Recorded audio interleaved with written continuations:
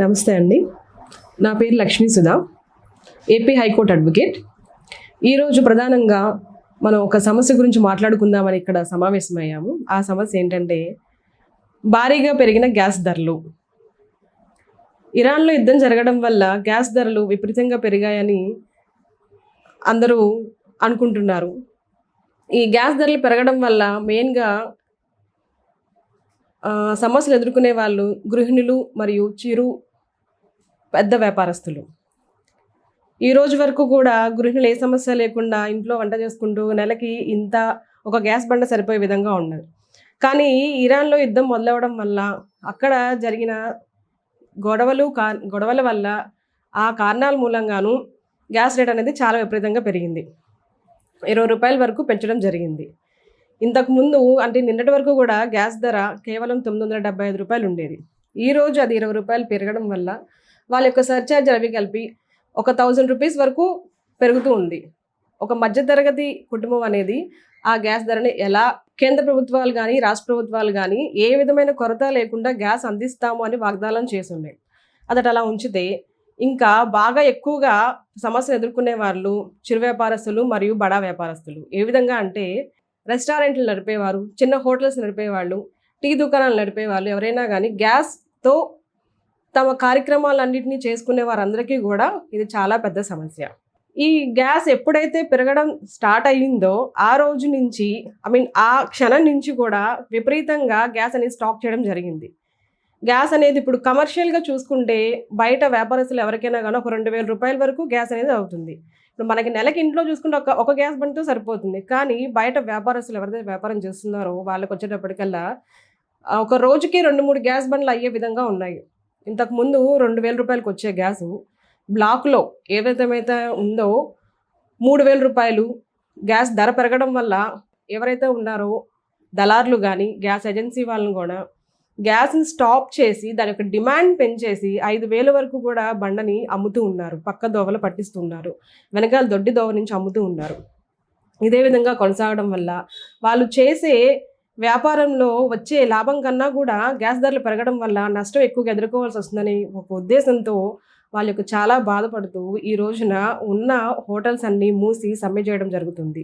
ఇది ఎంతవరకు వెళ్తుంది అనేది కేంద్ర ప్రభుత్వాలు కానీ రాష్ట్ర ప్రభుత్వాలు కానీ వారి యొక్క సహాయ సహకారాలు అందించి ఈ సమస్య నుంచి కేంద్ర ప్రభుత్వము రాష్ట్ర ప్రభుత్వాలు రెండూ కూడా ఈ సమస్య వీళ్ళని త్వరగా పరిష్కరించాలని కోరుకుంటూ, లేదంటే గనక పాతకాలం పద్ధతిలాగా గ్యాస్ కొరత వలన గృహిణులు మహిళలు అందరూ కూడా పాతకాలం ఎలా అయితే కట్టెల పొయ్యి మీద వంట చేసుకునే వాళ్ళమో అలానే ఇప్పుడు తిరిగి మళ్ళీ విలేజ్ పరిస్థితికి అంటే ఒక గ్రామంలో ఎలా అయితే గ్యాస్ లేకుండా కష్టపడి చేశారో అలాంటి పరిస్థితికి వెళ్ళవలసిన అగత్యం ఏర్పడుతుంది. అలానే ఎవరైతే ఈ హోటల్స్ నడుపుతున్నారో, రెస్టారెంట్స్ నడుపుతున్నారో, పెద్ద పెద్ద హోటల్స్ అని స్టార్ హోటల్స్ నడుపుతున్నారో వాళ్ళు కూడా ఏంటంటే ఈ పెరుగుతున్న గ్యాస్ ధరలు భరించలేక మా వల్ల కాదు అంటూ బోర్డులు తిప్పేసి మేము హోటల్ని మూసివేస్తున్నామని బోర్డులు పెట్టేసి వాళ్ళ యొక్క వ్యాపారాలను దివాళా తీసుకునే పరిస్థితుల్లో ఉన్నారు. కాబట్టి వీళ్ళని త్వరగా ఈ సమస్యను పరిష్కరించవలసిన దిశగా అడుగులు వేయాలని కోరుకుంటున్నాము.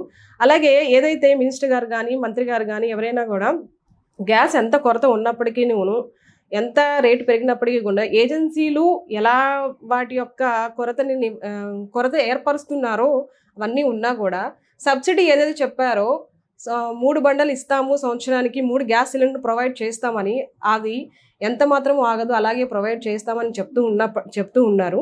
అది అలాగే కొనసాగాలని కోరుకుంటున్నాము. రాష్ట్ర ప్రభుత్వము మరియు సీఎం గారు దీపం పథకం కింద ఏవైతే సంవత్సరానికి 3 గ్యాస్ సిలిండర్లు ఏ విధమైన కొరత లేకుండా చేస్తున్నామని చెప్తున్నప్పటికీ కూడా గ్యాస్ ఏజెన్సీ వాళ్ళు చేస్తున్న వాళ్ళ యొక్క అరాచకాలు అనేవి చాలా మిన్నంటుతున్నాయి. ఇదివరకు మనం ఆన్లైన్లో బుక్ చేసుకున్నప్పుడు గ్యాస్ మన ఇంటికే నేరుగా వచ్చేది. ఇప్పుడు అలా కాదు. ఈ కొరత వల్ల ఏమైతే ఇరాన్లో యుద్ధం జరగడం మొదలైన దగ్గర నుంచి గ్యాస్ షార్టేజ్ రావడం దగ్గర నుంచి ఆన్లైన్ పోయి ప్రత్యక్షంగా ఒక పర్సన్ ఎవరైతే ఉన్నారో అక్కడికి వెళ్ళి బుక్ చేసుకున్న తర్వాత కూడా ఒక 25 రోజులు 30 రోజుల వరకు కూడా గ్యాస్ సిలిండర్ మన ఇంటికి వచ్చే అవకాశం లేకుండా పోయింది. అలాంటి కొరత లేకుండా మన రాష్ట్ర ప్రభుత్వం కానీ మంత్రులు కానీ ఈ సమస్య పైన రాష్ట్ర ప్రభుత్వం కానీ సీఎం గారు కానీ త్వరితగతి నిర్ణయాలు తీసుకొని ఈ సమస్యను త్వరగా పరిష్కరించాలని కోరుకుంటున్నాము. నమస్కారం. ఇరాన్ మీద ఇజ్రాయిల్ దురహంకారంగా దాడి చేయడం, వారికి మద్దతుగా అమెరికా కూడా ఇజ్రాయెల్కి తోడు దాడులు చేయడం, యుద్ధాన్ని ఆరంభించడం, మొత్తం ఇరాన్ని నాశనం చేయాలి, చమురు నిక్షేపాలని ఎట్లయితే వెనుజులాలో దక్కించుకునేటువంటి దానికి ప్రయత్నం జరుగుతూ ఉందో, ఇక్కడ కూడా ఆయిల్ నిక్షేపాలని ఆ విధంగా కైంకర్యం చేయాలి, అన్యాక్రాంతం చేసుకోవాలని చెప్పనేటువంటి దుష్ట తలంపుతో ట్రంప్ నెహన్యా ఆడుతున్నటువంటి డ్రామాలో ఇరాను బలవుతూ ఉన్నటువంటి విషయం మనకు తెలుసు. ఈ సందర్భంగా ఇరాన్కి సంబంధించి ఉన్నటువంటి ఈ యుద్ధం వల్ల గ్యాస్ ధరలు విపరీతంగా పెరిగినాయి, పెట్రోలు డీజిల్ పెరగబోతూ ఉన్నాయి. కమర్షియల్ సిలిండర్ ధర 3,000 వరకు పలుకుతూ ఉంది. బ్లాక్ అయితే 5,000 దాకా కూడా ఉంది అని చెప్పనేటువంటిది వినియోగదారులు చెప్తా ఉన్నారు. చిన్న టీ బంకులు వ్యాపారాలు చేసుకునేటువంటి వాళ్ళకి కమర్షియల్ అని చెప్పనే పేరుతో 3,000 రూపాయలు పైన పెట్టి సిలిండర్ కొనుక్కోవాలి అని అంటే ఇంతకంటే దుర్మార్గమైనటువంటి విషయం ఇంకోటి లేదు. అదేవిధంగా వినియోగదారుడి మీద కూడా 60 రూపాయలు, గృహ వినియోగదారుడి మీద 60 రూపాయలు గ్యాస్ ధర పెరిగింది. దీనివల్ల ఇబ్బందులు ఎదురవుతూ ఉన్నాయి.